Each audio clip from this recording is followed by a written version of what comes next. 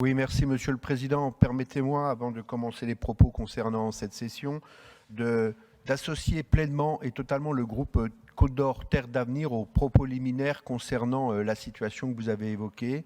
C'est aujourd'hui l'école et à travers elle la République qui est attaquée.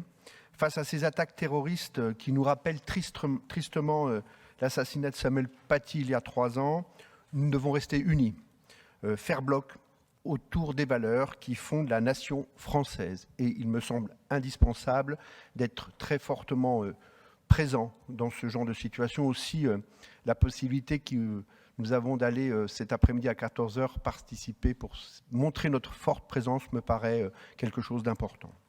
Et également, je voulais évoquer, vous en avez parlé, l'attaque terroriste. Et vous l'avez dit, les mots sont importants. L'attaque terroriste conduite par le Hamas contre l'État d'Israël, la violence inouïe qui a été déchaînée contre les populations civiles, doivent nous inviter collectivement à condamner ces actes.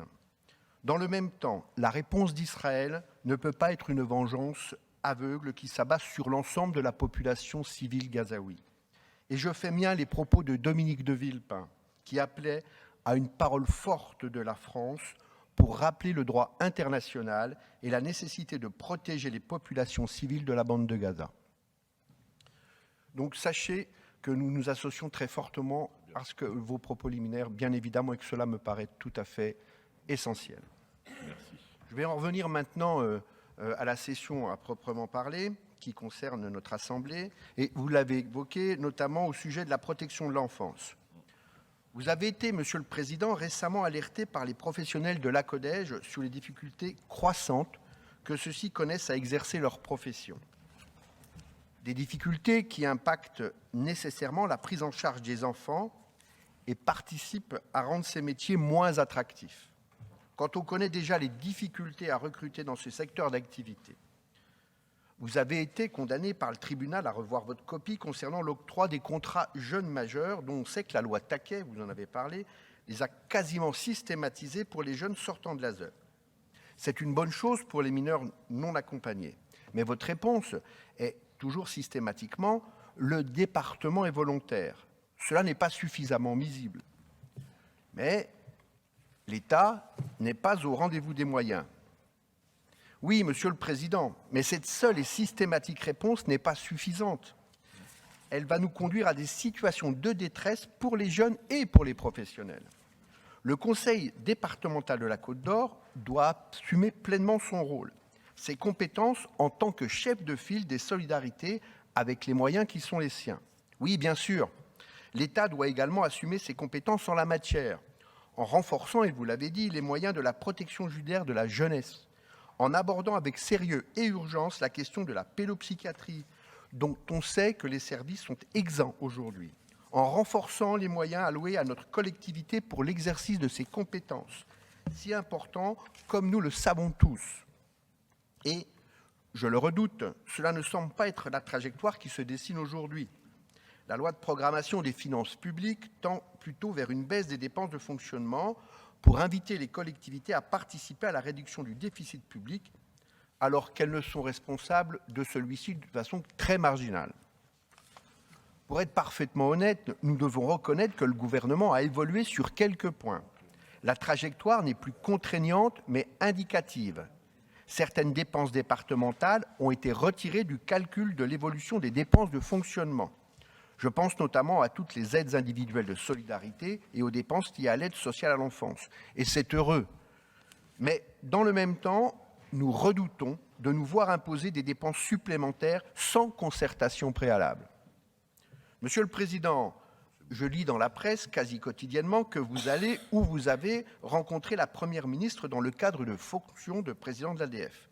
Avez-vous des nouvelles rassurantes à nous apporter quant à l'avenir des finances départementales et donc quant aux marges de manœuvre de notre Assemblée pour exercer pleinement et efficacement ses compétences. Je vous livre mon sentiment global, et je le crois partagé par beaucoup. Les collectivités ne sont pas considérées à la hauteur de ce qu'elles devraient être pour répondre aux enjeux d'aujourd'hui et de demain.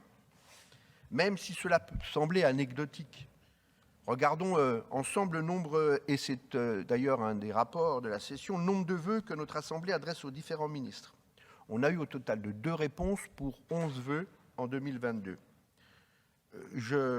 Vous reconnaîtrez, car je sais que vous êtes honnête, que lorsque les socialistes étaient aux affaires, ça se passait un peu mieux, au moins pour les réponses. Oui, enfin, on nous a découpés. Quand vous étiez au pouvoir, on nous a découpés. On nous a amputés et découpés. Alors, bon, on peut pas comparer. Là, vous avez fait de la chirurgie. On a redécoupé tous les cantons. La loi Notré est passée par là, ce qui nous empêche d'agir au quotidien. Et on nous a fait des poches. Alors, vous savez... Et la parité. Ça, c'est... Et un peu la parité aussi. Autre exemple. Cela dit, je vous répondrai, mais sur tout le restant, je suis assez d'accord avec vous. Hein. Autre exemple, l'expérimentation France Travail. Alors, au-delà des débats que nous avons pu avoir dans notre Assemblée, qu'on a d'ailleurs retrouvés à l'Assemblée nationale et au Sénat, le gouvernement est passé au-dessus des territoires en n'attendant même pas le retour des expérimentations pour légiférer. Quel est le crédit que l'on donne à notre collectivité si on n'attend pas le retour de ces expérimentations ?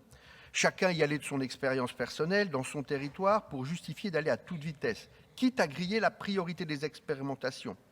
Aucun retour global n'aura été fait, pourtant, il y a matière à alimenter un projet de loi future tant les expérimentations sont diverses dans les méthodes employées comme dans les territoires qui les font vivre.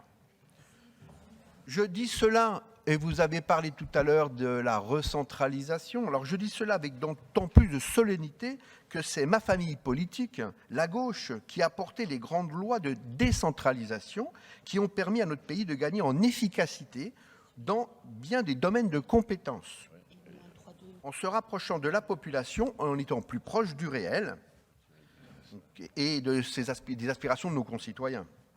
Mais cela ne doit pas nous empêcher d'agir pour autant et de continuer à travailler sur les nombreux sujets d'importance que vous nous présentez aujourd'hui, notamment le plan régional de santé révisé pour la période 2023-2028 et sur laquelle nous sommes nécessaires de réaffirmer le rôle des départements en matière sociale et médico-sociale, notamment pour rappeler à l'ARS les compétences qui sont les nôtres et sur l'insuffisance des moyens développés et en particulier sur la pédopsychiatrie. Mais dans le même temps, ce document ne doit pas être une simple succession de vœux pieux qui se concrétisent jamais parce qu'on n'a pas les effectifs, des déficits en personnel, des grandes difficultés sur les territoires. Et également les moyens matériels, les moyens en règle générale. On aura l'occasion d'en reparler lors de la présentation du rapport et du pacte Santé Côte d'Or.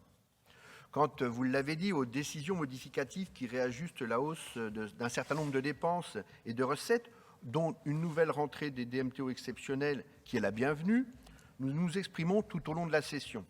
Mais pour ne pas laisser durer le suspense trop longtemps, parce que je sais que vous êtes très impatient de connaître notre position sur la décision modificative 2, dans la mesure où vous avez écrit, Monsieur le Président, dans la page 2 du rapport, que celle-ci s'inscrit dans la lignée des budgets primitifs et supplémentaires, notre abstention, il est probable, ne vous surprendra pas. Je vous remercie.